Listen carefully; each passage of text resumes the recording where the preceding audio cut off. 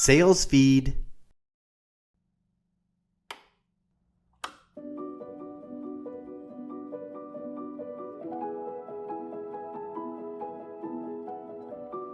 In the business of sales, the word yes is a driving force. We seek it out over and over again. We want to hear yes from our account managers, yes from our suppliers, and most importantly, yes from our prospects and customers. We read books with titles like Getting to Yes, and we obsess on ways to overcome any objections our prospects might have. Yes is success. It represents power and domination in your industry. Yes, it does. Simply put, yes means one thing: more money. But what about its counterpart? What about the word no? Now, if you're like me, you probably started out hating the word no. After all, we do our best to avoid failure. We are annoyed when people tell us something can't be done or they're not interested. But is there power in the word no? If given the opportunity, can we actually learn to be immune to its effect? Heck, can we even learn to embrace the word no so it can help us sell more? Well, today, I'm going to share the story of one woman who learned to leverage the power of the word no to build a business empire.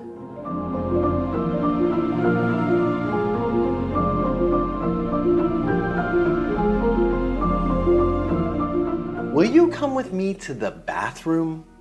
This is an odd question to ask in any sales meeting, let alone the most important business meeting of your life.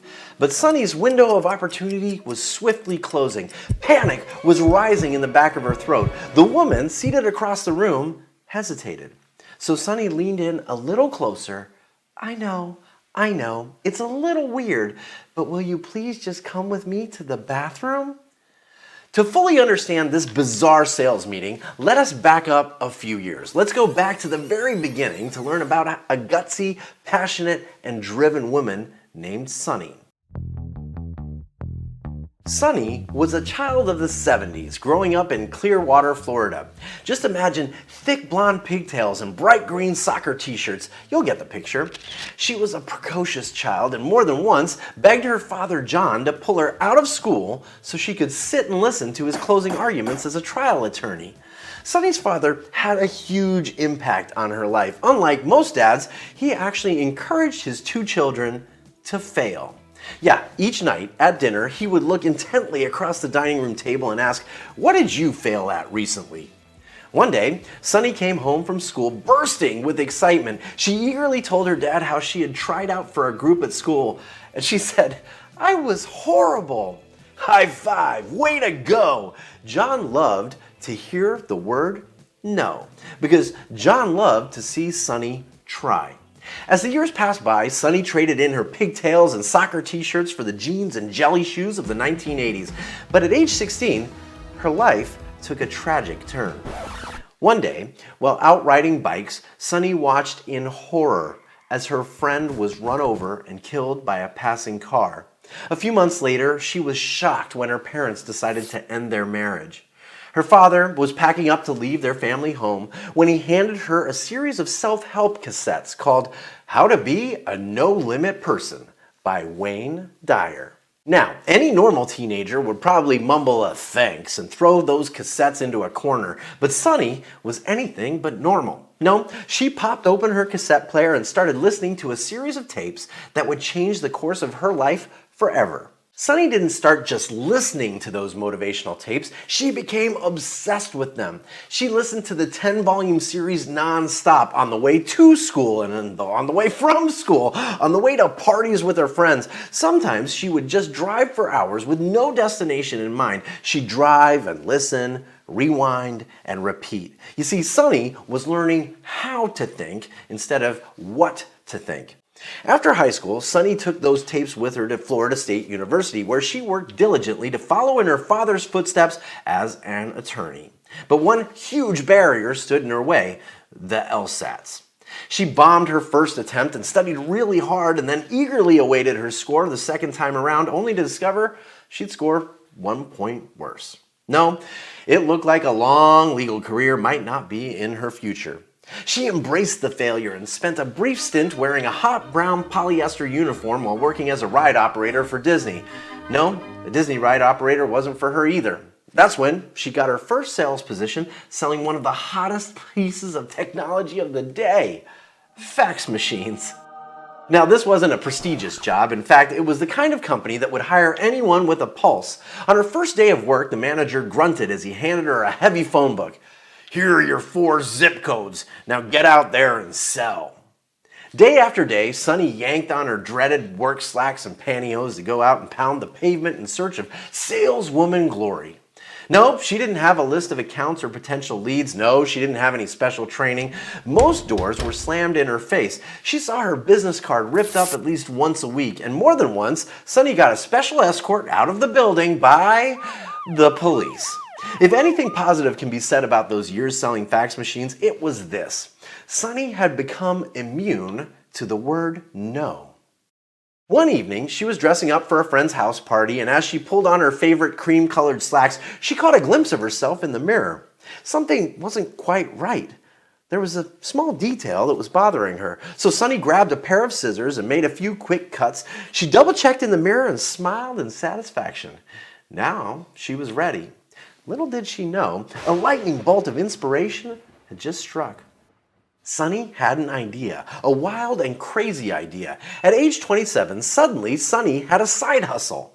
So during the day, Sunny sold fax machines. On nights and weekends, she spent hours doing research at the library. Then she'd gather supplies from the local mall so she could construct her prototype. The spare room in her apartment turned into like a design lab. Now all Sunny needed was a manufacturer.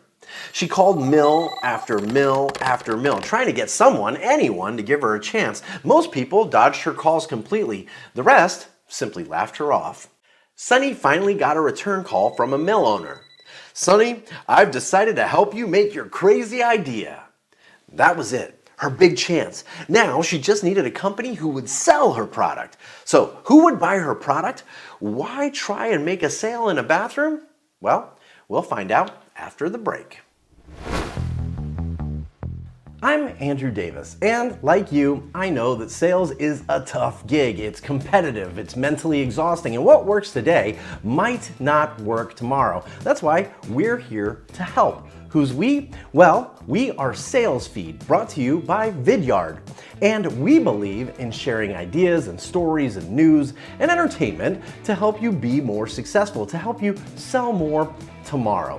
You can find us on LinkedIn and YouTube and Instagram and iTunes or wherever you get your podcasts, or head over to salesfeedmedia.com and trade your email address to get the best of SalesFeed in your inbox every single week. SalesFeed, brought to you by Vidyard, because we could all use some fuel for a better life in sales. Hi, this is Sunny, and I've invented a product that is going to change the way your customers wear clothes and revolutionize the industry. Wow, big words. But that's what Sunny said when she finally got the buyer of a big department store on the phone after hearing no for 3 days straight. The woman on the other end of the line hesitated while Sunny pushed on. "If you give me a few minutes of your time, I'll fly to Dallas and show you." The woman agreed, and Sunny booked her ticket for Texas. On the day of their fateful meeting, Sunny walked into the office wearing her favorite cream slacks. Her lucky red Eastman backpack was slung on one shoulder.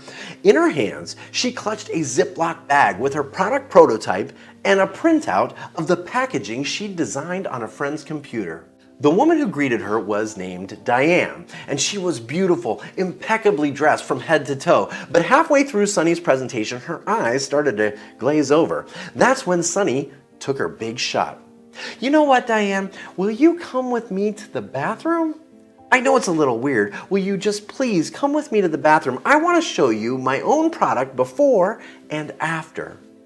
Diane snapped to attention. Once in the ladies' room, Sunny made a point to show off her cream-colored slacks before disappearing into a stall. She emerged wearing her prototype underneath. Diane gasped. "Oh, I see what you mean. It's brilliant, and I'm going to put it in 7 stores and see how it goes." Sunny looked down at her homemade packaging design and smiled. You see, on the package, she'd drawn a caricature of herself. The long blonde hair popped on the bright red background. That caricature was her alter ego. The alter ego she'd nicknamed Sunny. And the woman, staring at a cartoon version of herself in a bathroom at the headquarters of Neiman Marcus, well, her name was Sara Blakely. And that product she just pitched would become synonymous with an entire category of women's undergarments. After that meeting, Sara Blakely went on to make $4 million in her very first year, then $10 million year two. Today, Sara is a billionaire. A billionaire who never took a business class, has nearly 200 employees, sells products in more than 50 different countries, generates $250 million in revenue a year, and guess what? Sara still owns 100% of the company. A company she started with only $5,000 in her bank account. $5,000 she saved selling fax machines and learning how to be immune to the word no. Remember that fateful night years ago getting ready for a house party? Sara had used those scissors to cut the feet off her pantyhose so she could wear open-toed shoes. That's the night Sara Blakely had been inspired to create Spanx. You know, looking back, Sara credits her father for helping her redefine failure in her life. You see, failure doesn't happen when you hear the word no. Failure happens when you're too scared to ask a question that might result in a no. Questions like, Diane, will you come with me to the bathroom? Because really, failure happens when you're too eager to celebrate the yes and too scared to hear no. The word no is a beautiful thing. It represents new opportunities, new innovations, new open doors, and new successes. Are you immune to the word no? Because for Sara Blakely, the founder of Spanx, being immune to the word no is what made her a billionaire. And that's how it all began.